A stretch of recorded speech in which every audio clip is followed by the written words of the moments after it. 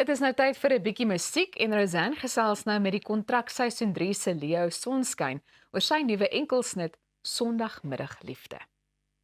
Hartlike welkom by Goeiemôre, Good Morning, Leo. Goeiemôre, hoop dit gaan goed met jou ook. Baie goed, dankie. Al hoe beter en dat jy hier oorkant my sit. dankie. Ons het jou leer ken op die kontrak 3, jy het 50 geplaas en Yes. ons ken natuurlik jou musiek. Ons gaan dit bietjie beter leer ken nog later in die program.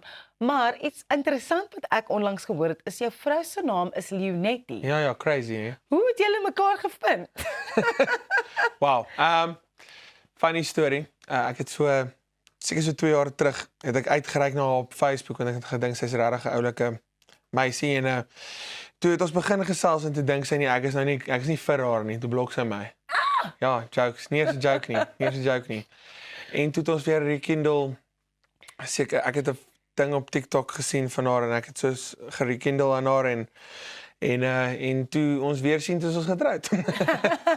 Ja, hulle sê mos as 'n man weet hy. Ja. Pragtige storie. Hoe het jy die naam Sonskyn begin gebruik? So hier is 'n bietjie van 'n snaakser storie. So toe ek op universiteit op die Pik was ek in die koshuis De Wilgers. En as eerste jaar kry almal 'n bynaam.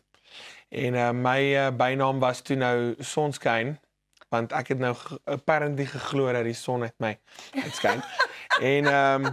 Maar ek glo nie dis so nie, maar in elk geval ja, maar dit het toe maar ek en Terren Lam het gesit in die kontrak en toe het ons dan gereken my egte naam is Leon van Sail.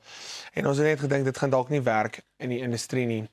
En toe kom ons af op wat sy my gevra wel wat is jou bynaam? Ja. En toe ek van wel Sonskyn, sy van wel Leo Sonskyn klink cool. So van okay, cool Terren, kom ons doen dit. Jy weet, why not? So ja. Dis baie oulik. Ja. Die lewe van 'n musikant kan nogal 'n robbe een wees. En jy het verlede jaar gedeel dat jy jou lewe nog 'n handomkeer verander het. Ja. Wat is die vraag daarin? Hoe het jy dit gedoen? Ag, ek is mos nie skaam oor my geloof te praat nie. Ek's 'n diep kind van die Here en ek het een oggend het 'n vriend my genooi na die kerk toe. En ek was 'n 7 jaar lange dwelmverslaafde gewees. Maar erg en drank en menigte ander dinge. En ek het een oggend in die kerk ingestap. Jesus het my ontmoet en ek het Jesus ontmoet en letterlik van daai dag af nog nooit weer dwelms gebruik nie. En ja, dis maar 'n testimony van wat geloof en ware geloof in die enige God kan doen. Ek dink dit is wonderlik dat jy so oop is oor jou lewe en die pad wat jy gestap het. Ja. Jou geloof speel natuurlik 'n groot rol in jou musiek ook. Yes. Ja, 100%. Ag ek is iemand wat like om te dink dat ek graag die vrugte van die Gees wil wees en iemand wat dinge wat goed is wil daar uitsit en so geen slegte praat van enigiemand wat wel dit doen nie, it's to each their own, maar ek wil baie graag iemand wees wat liefde en vrede en goedheid en guns oor mense spreek en sing. Dink jy dit maak dit moeiliker om meer mense te kry wat na jou musiek luister omdat jou aanslag, so spesifiek op geloof gefokus Ek is? dink dit kom met sy challenges. Ja. Ek dink dit kom met sy challenges, maar ek is baie bereid om dit aan te vat as gevolg van wat ek glo my waarheid in die wêreld is. Maar dit is ietsie wat ek nie bang is om aan te vat nie, maar dit kom definitief met sy challenges. Ek dink in die wêreld wat ons in lewe is daar nie skaamte vir sulke goed meer nie. So dit is dan maar 'n challenge, sal ek sê. Ja. Kom ons praat oor Sondagmiddagliefde, die enkelsnit.